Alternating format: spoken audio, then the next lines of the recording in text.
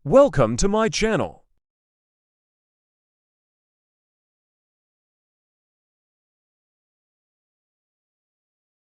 Ampunkan perbuatan yang bersifat salah dari manusia.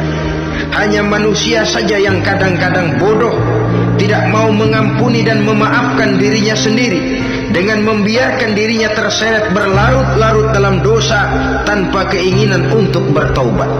Sepanjang nafas belum sampai di tenggorokan, sepanjang matahari masih terbit di sebelah timur dan terbenam di sebelah barat, sepanjang itu Allah masih akan menerima taubat seorang hamba. Innallaha yaqbalu taubatal abdi ma lam yugharghir. Allah akan senantiasa menerima taubat seorang hamba sebelum nafasnya sampai di tenggorokan. Apabila nafas sudah sampai di tenggorokan, maka taubat sudah terlambat adanya. Lalu yang konkret di dalam kehidupan ini, apa ciri-ciri dari orang yang melaksanakan taubat itu? Seorang ahli hikmah berkata, pertama, orang yang taubat itu kelihatan bahwa dalam kehidupan ini dia mampu menjaga lidahnya dari ucapan yang berlebih-lebihan, dari ucapan yang tidak ada manfaatnya, dari ucapan yang mengandung dosa, namimah, mengadu domba, dan ucapan-ucapan yang merugikan orang lain. Orang yang taubat kelihatan dari lidahnya. Ini yang konkret. Yang kedua, orang yang taubat itu cirinya tidak ada lagi rasa dengki di hatinya, tidak ada keinginan untuk membenci dan memusuhi orang lain. Kenapa? Dia sudah sibuk memikirkan kekurangan dirinya sendiri, sehingga tidak ada waktu lagi untuk mengorek-ngorek, mencari-cari aib dan kekurangan pada diri orang lain. Ini makna ucapan Nabi, tuba liman syaghalahu aibuhu an uyubin nas. Beruntunglah orang yang kekurangan pada dirinya menyebabkan dia cukup sibuk sehingga tidak sempat mencari-cari dan mengorek-orek aib dan kekurangan orang lain. Berbeda dengan orang yang masih jauh dari sikap taubat, selalu berusaha mencari dan mengorek-ngorek kekurangan orang lain, sementara aib dan kekurangan dirinya diumpetin. Ini namanya ilmu kancil. Orang lain disorotin, dia ngaling, ngumpet. Kerjaannya apa? Monten orang lain saja. Dia sendiri tidak mau diponten dan tidak mau memonten dirinya. Akibatnya apa? Sikap introspeksi tidak ada, sikap mawas diri hilang, sikap melihat, bercermin terhadap pribadinya sendiri hilang. Yang ada cuma menilai orang lain saja. Jadi adapun orang yang sudah bertaubat ini, di hatinya tidak ada dengki. Melihat orang lain mendapat nikmat, alhamdulillah, dia ikut bersyukur. Lain dengan orang yang jauh dari taubat, tetangganya dapat nikmat, dia meriang, tidak senang hatinya melihat orang lain senang. Orang melarat malah tepuk tangan. Saudara hadirin yang saya muliakan, orang yang semacam ini pada hakikatnya selalu disiksa oleh perasaannya sendiri. Kalau tetangganya yang kaya, ditanya kemana dukunnya. Tapi kalau tetangganya jatuh melarat, dia tepuk tangan, gembira bukan main. Lain dengan orang yang sudah bertobat, hasud itu hilang dari dirinya. So hasud inilah yang akan memakan kebaikan yang kita kerjakan. Kata Nabi, hasud itu bisa memakan kebajikan seperti api memakan kayu bakar. Allahu Akbar. Puasa kita, zakat kita, sholat kita, habis keropos dimakan oleh sifat hasud. Tidak terasa, tapi begitu kita punya sifat dengki kepada orang lain, maka sholat kita dimakan oleh dengki tadi, puasa kita dimakan oleh dengki tadi, segala macam kebaikan yang kita kerjakan dimakan oleh si dengki tadi, seperti api memakan kayu bakar, cepat sekali. Itulah sebabnya bagaimanapun banyak kebaikan yang sudah kita kerjakan, jangan bangga dan jangan lalai.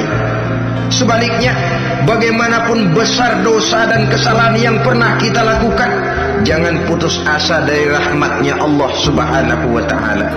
Jadi yang kedua, ciri orang yang bertaubat, di hatinya tidak ada dengki dan tidak ada rasa ingin memusuhi orang lain. Dia berhadapan dengan setiap orang dengan modal husnuzon, baik sangka kepada Allah, tidak a priori. Kadang-kadang ada orang ketemu saja baru tapi sudah punya rasa jelek, diperturutkannya suuzonnya. Yang ketiga, ciri orang bertaubat itu menjauhkan diri dari pergaul dengan orang-orang jahat. Sebab kita tahu bahwa pergaulan sangat besar pengaruhnya dalam ikut membentuk kepribadian manusia. Asyariku wa fi syarri syarrun. Bersekutu dengan kejahatan biasanya ikut jadi jahat. Walaupun secara langsung tidak melakukan kejahatan, tapi sudah termasuk dalam jamaah yang jahat juga namanya. Saudara-saudara kaum muslimin, bukan berarti orang yang taubat lalu tidak mau bergaul itu juga mencerminkan keangkuhan diri. Bergaul dia bergaul, tetapi kepada orang-orang yang jahat ia sekedar menghindarkan diri pergaulannya itu dari kejahatan yang bisa ditimbulkan oleh orang-orang jahat tadi.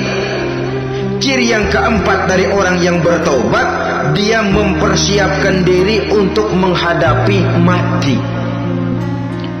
Mempersiapkan diri, sebagaimana kita tahu kalau kita akan pergi ke luar kota, tentu kita membawa bekal. Makin jauh perjalanan, makin banyak bekal yang harus kita bawa. Hidup ini adalah perjalanan panjang yang kita juga memerlukan bekal dalam kehidupan.